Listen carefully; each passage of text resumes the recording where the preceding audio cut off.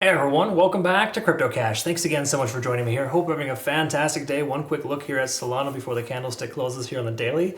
See what's going on.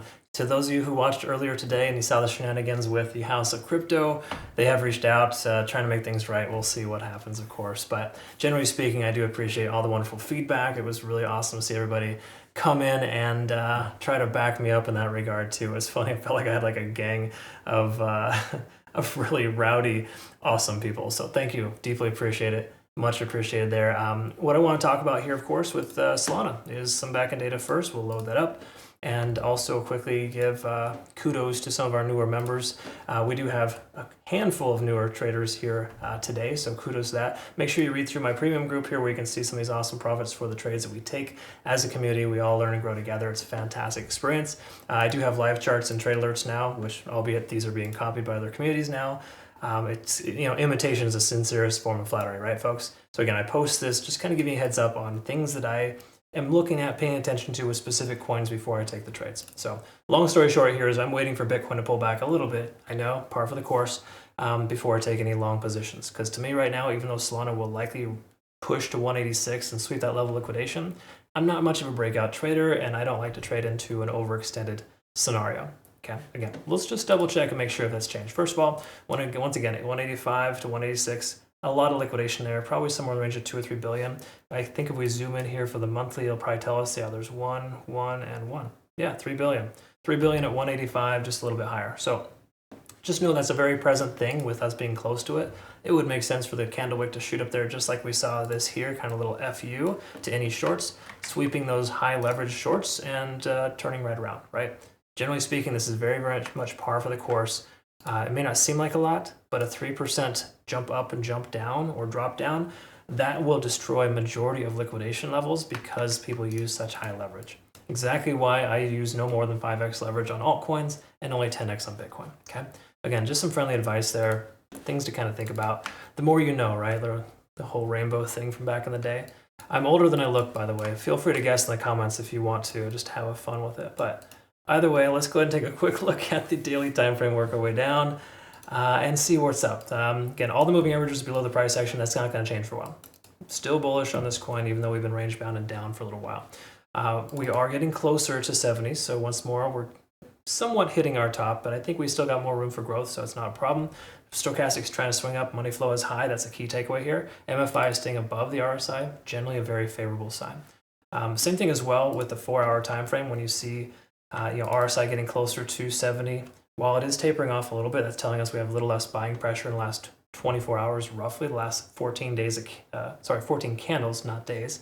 We can see here that money flow is pulling back, letting us know there's a slight shift in momentum. We can also see stochastic topping out here, but MACD is converging as well. And we've only been running for 7 4-hour candles in a row. So hypothetically, we got another 8 hours before the price tops itself out and wants to naturally retrace. Solana's pretty good about hitting 9s on TD sequential on multiple time frames before it pulls back. So with us getting close to that level, plus key level resistance, leads me to believe we will see a retracement here soon, but a quick little screw you guys and coming right back makes a lot more sense too. So again, if you're going to consider securing profits, please, 185, 186 might be an appropriate range to consider securing profits. It may also be an appropriate place to consider a short, but I think that's a bad idea just based on the overall sense of the market being very positive right now. There's a reason why we took shorts in the market fairly recently because we had a lot of overextension, a lot of plays that were kind of maxed out, right? With this being kind of like potentially the beginning of this new leg up, this new phase, it doesn't make a ton of sense to short. Ichimoku Cloud, let's quickly look here. Confirmation on every single front. There's absolutely no reason to short this coin. I'll go ahead and post this on our playout chart here on Twitter, Telegram, and Discord. So if you're not familiar with it, I do post those quite regularly. As a matter of fact, we got a nice cup and handle potential playout for Bitcoin. Hoping that plays out. Again, it gives us a little bit of retracement. So to clarify, if this coin were to retrace, 0.786, 181 would be the sensible first target. Secondary to that, 0.65, 0.68, the golden pocket, about 178.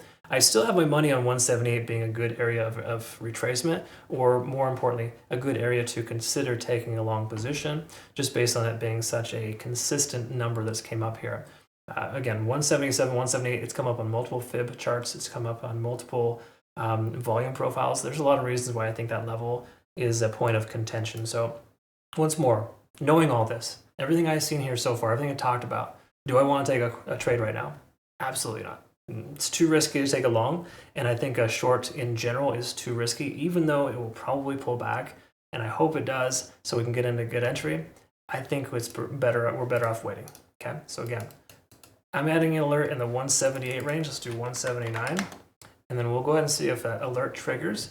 Is it worth taking a long at that point? That's more so where I want to try to get. I like getting in at key level supports and that 0.65 Fibonacci retracement level. It's a very consistent area of retracement. That would make more sense to get in there. So again, I'll post this on our Twitter, Telegram, and Discord. We'll go from there, see what's up. But I do want to say thank you again so much for watching. We'll go ahead and get you all this info here shortly. If you do want to become a community member, we've got actually a lot of new people coming over right now, which is great because I'm bringing a lot of cool features, and our Discord is robust now. I'm thankful for that, but I do want to say, make sure you read through my signals guide if you're going to be following or doing any auto trading. Auto trading is never recommended, but it's a feature in our Discord if you want to consider following. Again, it can be very beneficial, but you got to set it up and make sure it fits your risk tolerance. My risk tolerance is way different. Again, managed to reference these trade alerts too, where I provide you with specific areas of retracement and or just more detailed analysis. And live charts are cool too, where you can kind of go ahead and follow some of my charts. They're not these specific ones daily because I can't share those as quickly. I provide those in my playout charts daily, but what it is more of a macro understanding of all the charts, just so you know specifically where they're at. All right, again, folks, thanks again so much for watching. We'll see you in the next one. Take good care of yourself. Bye-bye.